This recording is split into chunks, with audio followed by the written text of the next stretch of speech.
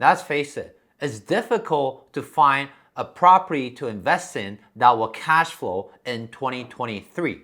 In this video, I'll give you guys an economical update on the real estate investing market. And also, I'll enlighten you guys on the financing terms of the banks. And also, we'll give you guys a financing landscape investing in 2023. More importantly is how do you continue to invest in real estate and scale your generational wealth.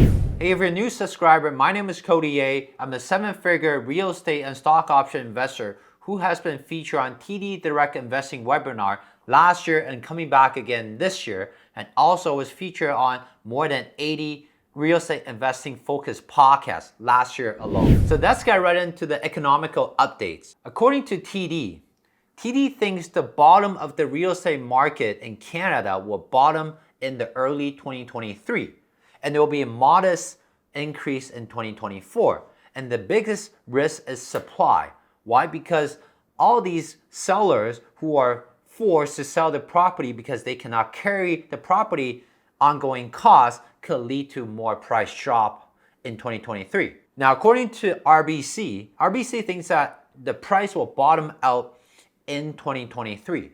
Yes, I know, that's all they say. And according to BMO thinks the rate will drop in 2024, but in 2023 it will continue to hold steady. And BMO also thinks that the Southwest Ontario, which is most of the investors in my circle are investing in, will continue to struggle the most in pricing because we have the most price appreciation over the years, and now they have the biggest dip, and the affordability is still an issue. So the price correction coming out of the recession will still be the most struggling. According to all three major banks, no interest rate cut will happen until 2024.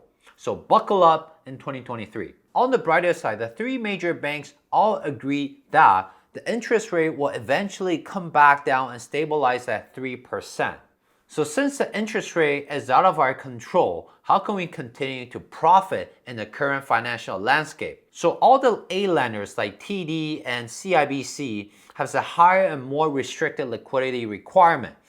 Scotiabank will slow down the refinance timelines and they will give out less exceptions. So all that means is that it's harder to get liquidity, harder to get credit and equity out of your properties. That's why a lot of investors are going to B lenders, right? B lenders historically has been giving a higher interest rate. But now with the increase in interest rate from the A lender, the gap between the B lender and the A lender is much smaller. So the rate for a B lender has become much more affordable. So a lot of investors has been moving from A lender to B lender because of the smaller gap between the interest rate, and also it's so much easier to get a loan from the B lender and they do not ask for your birth certificate.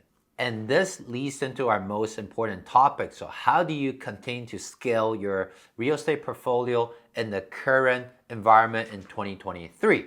So first things first, recreational properties are a discretionary expense. What that means is that if push comes to shove, people has no money to spend, the first thing they will start spending on is all these short-term rentals. On the other hand, the lower end of the affordable housing and the necessity of people just needing a roof over their head will continue to be very resilient in price and very easy to rent out.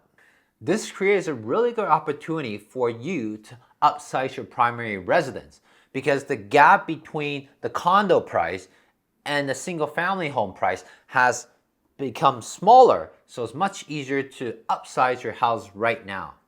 If you already have a portfolio of properties, now's the time to really buckle up and making sure that you're covering all the costs and just to weather the storm for another year or maybe two. Rents and wages continue to grow at a slower pace, but it's still going up, and also the demand for rental is still really strong. Eventually, the interest rate will stabilize at 3% according to all the three major banks. So it's just a short term, you have to weather through the downturn economics. So with that being said, if you're new to real estate investing or you're a veteran in real estate investing and you're still struggling to find a cash flow property and you're holding a lot of cash on the side, don't know what to do, you don't want to private land it out, you do not want to put in another property because you think the price will still be soft or even go down more in the next few quarters, you should look at our said and done strategy because most of my students are real estate investors who has multiple properties and they're struggling to generate the cash flow they want, the consistent cash flow they have been looking for to really replace their 9-to-5 jobs or really just to sustain their lifestyle they have been enjoying and get back their time. So if you're someone like that, check out the link in the description of our Said and Done webinar. It's an hour-long video that'll walk you through exactly how do you do that. And once you learn that, you'll be able to generate 1.5 to 4.5% per month. That is 18% to 54% per year of a consistent cash flow. And with that cash flow, you can sustain your lifestyle or continue to scale up your real estate portfolio when the time comes right. I hope you guys all continue to generate cash flow, whether through real estate investing or stock option investing. I know personally I have multiple streams of income, so even economical downturn will not stop me from growing. And I hope the same for you. And don't forget to like and subscribe to this channel. And if you have any questions, put it in the comment section. If you have a video topic you want me to talk about, put it in the comment section. And I'll see you on the next video. Say yay.